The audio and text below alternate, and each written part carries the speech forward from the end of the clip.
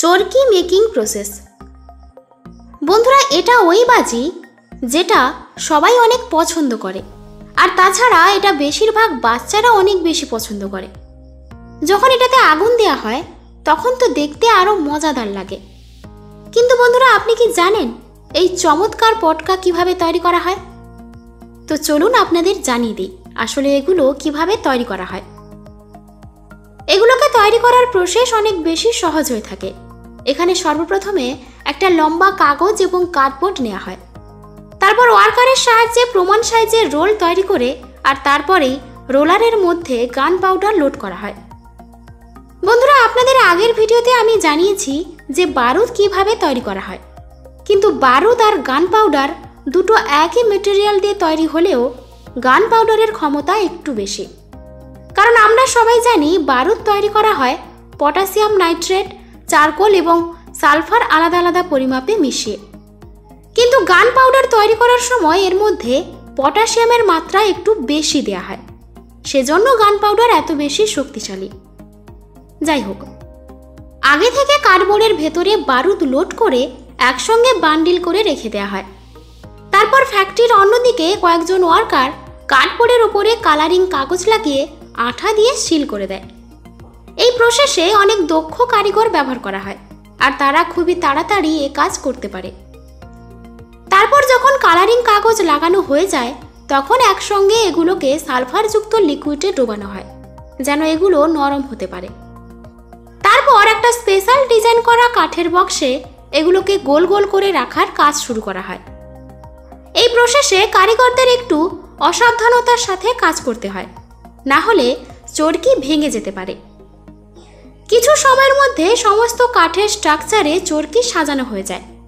এবার এগুলোকে শোকানোর পালা। যেহেতু এতে সালফার দেওয়া থাকে তো মাত্র কয়েক ঘন্টার মধ্যেই শুকিয়ে যায়। তারপর কয়েকজন ওয়ার্কার এগুলোকে কাঠের বক্স থেকে ছাড়িয়ে নেয় এবং আবার নিয়ে চলে আসা হয় ফ্যাক্টরির মধ্যে, যেখানে স্পেশালি ডিজাইন করা ছোট ছোট কার্ডবোর্ড চরকির নিচে লাগিয়ে দেওয়া হয়। এখানে ব্যবহার করা হয় বাবলা গাছের আঠা, কারণ এটা নাকি খুব তাড়াতাড়ি শুকিয়ে যায় আর বারুদের কোনো ক্ষতিও করে না। তারপর ওপর থেকে আরেকটা কালারিং কাগজ লাগিয়ে ফুল প্রসেস কমপ্লিট করা হয়। এবার আবার একবার এগুলোকে রোদে শুকাতে দেওয়া হয়। 2 থেকে 3 দিন যাবৎ ভালো করে শুকানো হয়। যখন একবার শুকিয়ে যায় তখন এগুলোকে আবার ফ্যাক্টরির মধ্যে নিয়ে আসা হয় এবং বক্সের মধ্যে 10টা 10টা করে প্যাকিং করা হয়।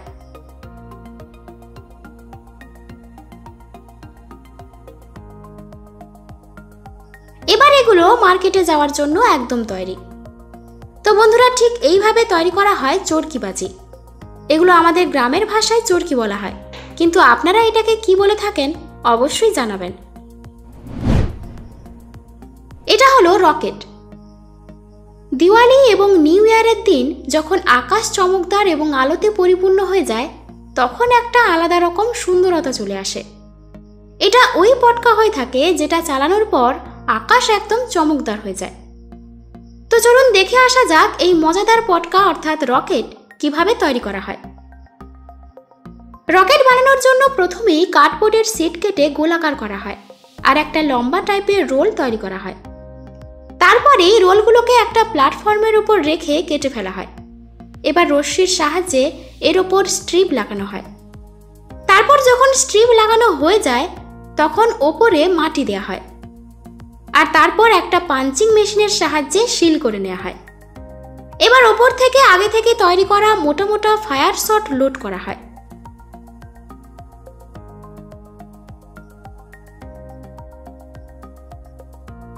তারপরে এক একটা সেট তৈরি করে আলাদা আলাদা করা হয়।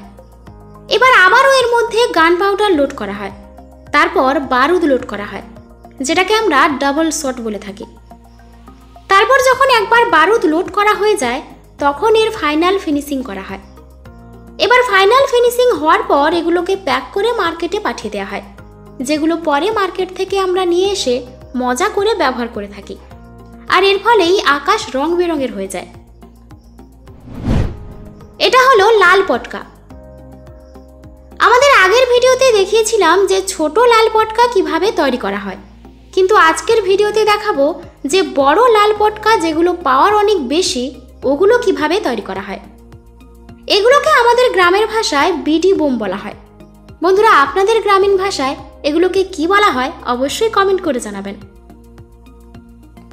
এগুলো সব থেকে সাধারণ পটকার মধ্যে একটি, যেগুলো ডিফারেন্ট রেঞ্জে পাওয়া যায়। অর্থাৎ এখানে আপনি কম পাওয়ার থেকে শুরু করে বেশি পাওয়ার পর্যন্ত সব রকমের পটকা পেয়ে যাবেন। তাছাড়া যেহেতু এগুলোর পাওয়ার একটু বেশি, তো সেই জন্য এর দাম একটু বেশি হয়, কারণ এটা সিনথেটিক বারুদ দিয়ে তৈরি করা হয়। তো চলুন আপনাকে দেখাই এগুলো আসলে কিভাবে তৈরি করা হয়। আমাদের এখানে এগুলো বানানোর প্রসেস পুরোটাই হাত দিয়ে করা হয়। এমনকি কাটিং এবং পেপার রোলিং পর্যন্ত সমস্ত কাজই হাতের সাহায্যে করা হয়। পেপার কাটিং করে রোল তৈরি করা হয় এবং এগুলোকে কয়েকজন ওয়ার্কার গোল গোল স্ট্রিপে বেঁধে দেয়। এবার এখান থেকে চলে যায় অন্য ওয়ার্কারের কাছে, যেখানে এর উপরে টিস্যু পেপার লাগানো হয় আর অপর দিকে লাগাতে হয় কাদামাটি। এটা এজন্য লাগানো হয় যখন এর ভেতর সিনথেটিক বারুদ দেওয়া হবে তখন ওটা যেন বাইরে বেরিয়ে না যায়। এবার মাটি লাগানোর পর শুকানো হয়। তারপর ওপরে যে টিস্যু পেপার লাগানো ছিল একটা ছুঁচের সাহায্যে ফুটো করে দেওয়া হয়, আর অন্যদিকে সিনথেটিক বারুদে ফসফরাসযুক্ত পানি দেওয়া হয়, যার ফলে বারুদ লিকুইডে পরিণত হয়ে যায়। এরপর আগে থেকে তৈরি করা ধাগা সিনথেটিক বারুদে ডুবিয়ে ওপর লাগিয়ে দেওয়া হয়। এবারে ওগুলোকে ছোট ছোট অংশ কেটে নেওয়া হয়। এরপর এর ভেতরে গান পাউডার দেওয়া হয়, যার ফলে এর ধামাকায় অনেক বেশি শব্দ হয়। এবার এগুলোকে রোদে শুকাতে দেওয়া হয়। 2 থেকে 3 দিন ভালোভাবে শুকানোর পর আবার ফ্যাক্টরিতে নিয়ে আসা হয়। তারপর কয়েকজন ওয়ার্কার এর লম্বা চেন তৈরি করে, যেগুলো পরে মার্কেটে বিভিন্ন দামে বিক্রি করা হয়। এই ফ্যাক্টরিতে দিনরাত কাজ করা হয় আর ওয়ার্কাররা সমস্তগুলোকে খুব ভালো করে প্যাক করে। এটা হলো আনার। হ্যাঁ বন্ধুরা, আমাদের গ্রামের ভাষায় এটাকে আমরা আনার বলে থাকি, আবার তো কেউ কেউ এটাকে তুবড়ি বলে থাকে। আপনারা কি বলেন অবশ্যই জানাবেন।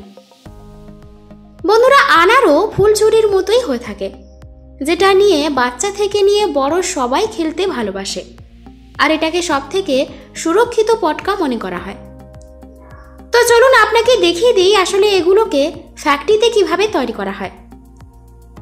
আপনাদের জানিয়ে দিই এগুলো তৈরি করার প্রসেস অনেক ইউনিক হয়ে থাকে। এগুলো বানানোর জন্য সর্বপ্রথমে এর বাইরের অংশ তৈরি করা হয়। এটা তৈরি করার জন্য কার্ডবোর্ডের ব্যবহার করা হয়।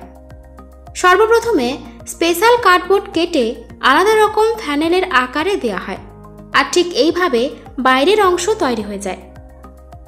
তারপর কার্ডবোর্ড প্যানেলের মুখে টিস্যু পেপার লাগিয়ে দেয়, আর এটা এজন্য করা হয় যখন এর মধ্যে বারুদ দেওয়া হবে যেন সেটা বেরিয়ে না যায়। তারপর এর মধ্যে বারুদ লোড করে নিচ থেকে একটা ছোট কার্ডবোর্ড লাগিয়ে দেওয়া হয় এবং ওপর থেকে আস্তে আস্তে চাপ দিয়ে ভালো করে সিল প্যাক করা হয়। তারপর এগুলোকে পাঠিয়ে দেওয়া হয় নেক্সট প্রসেসিংয়ে, যেখানে কয়েকজন ওয়ার্কার কার্ডবোর্ডের পেছনে লাল কাদামাটি লাগিয়ে দেয়। এটা এই জন্য লাগানো হয় যেন ভালো হয়ে শক্ত হয়ে আটকে থাকতে পারে। আর লাল মাটির ব্যবহার করা হয় কারণ লাল মাটি খুবই চিপাচিপি এবং শক্ত হয়ে থাকে। এরপর সবগুলোতে ভালো করে কাদামাটি দেওয়ার পর রোদে শুকানোর জন্য রেখে দেওয়া হয়। ঠিক এইভাবে 48 ঘন্টার জন্য শুকানো হয়। যখন একবার শুকানো হয়ে যায় তখন কয়েকজন এর ওপর সূচের সাহায্যে ফুটো করে দেয়। অন্যদিকে কয়েকজন আবার লিকুইড বারুদের ফিউজ লাগিয়ে আনারের মুখ সিল করে দেয়। এরপর আবারও এগুলোকে শুকানো হয়। এরপরে এগুলোর ফাইনাল ফিনিশিং করা হয়। এখানে সর্বপ্রথমে লাল কালারের পেপারের সাহায্যে আনারকে কভার করা হয়। তারপর ওপরে একটা চকচকে পেপার লাগিয়ে স্টিকার লাগিয়ে দেওয়া হয়। আর ঠিক এইভাবে আনার তৈরি হয়ে পুরোপুরিভাবে রেডি হয়ে যায়। তারপর এগুলোকে বক্সে 10টা 10টা করে প্যাক করে স্টোর করে রাখা হয়, যেখান থেকে এগুলো পাঠিয়ে দেওয়া হয় সোজা মার্কেটে।